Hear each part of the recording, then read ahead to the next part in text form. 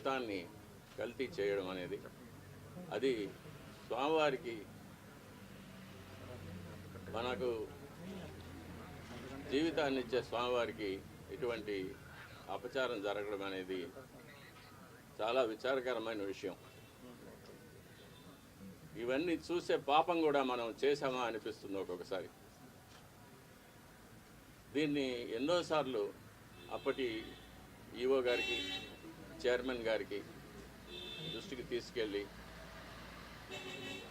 ఇలా ప్రసాదాల నాణ్యత సరిగ్గా లేదు, ముందులాగా లేదు, ప్రసాదాల పరిమాణాలు స్వామివారికి సరిగ్గా నివేదన కావడం లేదు, సరైన ఆగమ ఉక్తమైన కాలాల్లో స్వామివారికి నైవేద్యాలు జరగడం లేదని ఎన్నోసార్లు దృష్టికి తీసుకెళ్ళాం. కానీ లాభం లేకపోయింది. దీనికి మరొక కారణం నాది ఒంటరి పోరాటం అయిపోయింది.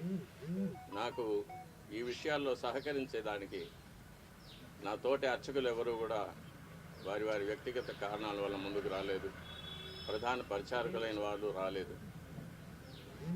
కాబట్టి ఇది ఈ 5 ఏళ్ళు నిరభ్యంతరంగా ఈ మహాపాపం జరిగిపోయింది. ఫలితాలు కూడా నేను చూశాను, ల్యాబ్ రిపోర్ట్స్ చూశాను.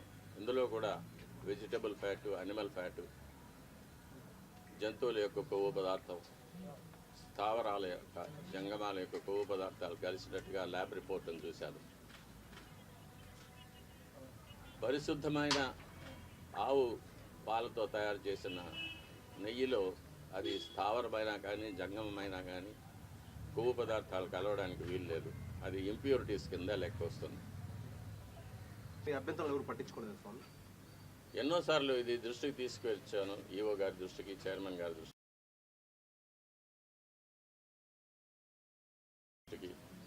కానీ ఎవరు దీన్ని పట్టించుకోలేదు. కాబట్టి అది అలాగే జరుగుతూనే వచ్చింది. నేను చూసి బాధపడటం తప్ప నేను ఇంకేమీ చేయలేకపోయాను. దీనివల్ల నేను చాలా ఇబ్బందులు పడాల్సి వచ్చింది. అయినా పర్వాలేదు, మా స్వామి కోసం నేను ఇది చేస్తున్నాను.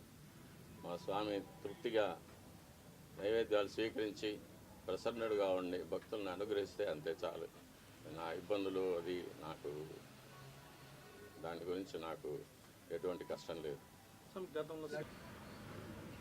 నేను గత ప్రభుత్వం నా పైన చేసిన కొన్ని